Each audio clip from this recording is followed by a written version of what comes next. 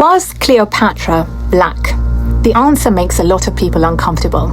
Let's separate fact from framing in another colonization story. My name is Noreen and this is Real Africa Stories. This question comes up again and again. And every time it does, it turns into arguments, defensiveness, and people talking past each other. But the discomfort isn't really about Cleopatra. It's about Africa.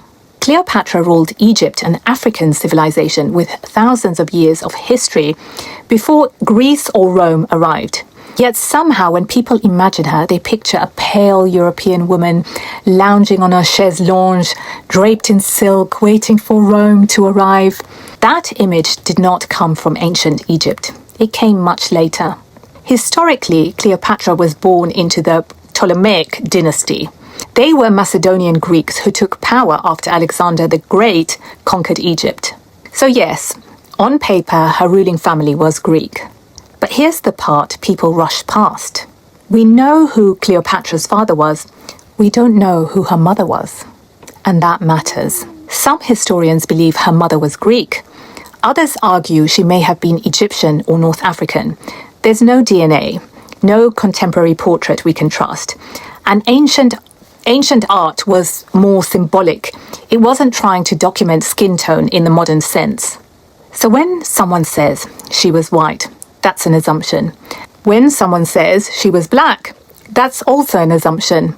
What we do know is this. Cleopatra did not rule like a foreign occupier. She identified as Egyptian. She learned the Egyptian language when other Ptolemaics refused to. She ruled as a pharaoh, not as a guest queen. She aligned herself with African political and spiritual traditions of power. That wasn't accidental. In the ancient world, identity wasn't built around modern racial categories.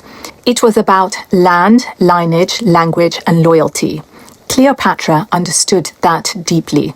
So the better question isn't, was Cleopatra black?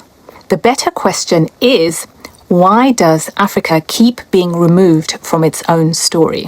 Why is Egypt constantly pulled out of Africa in people's minds? Why does African civilization only feel valid when it's filtered through Greece or Rome? That's where the discomfort really lives. Cleopatra doesn't need to be made into anything. She doesn't need to be rescued or rebranded.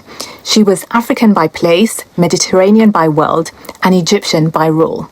And the fact that history left her image open-ended tells us less about her and much more about us.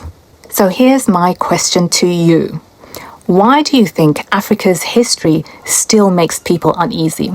This is the Africa you're not shown, but I'm here to show you.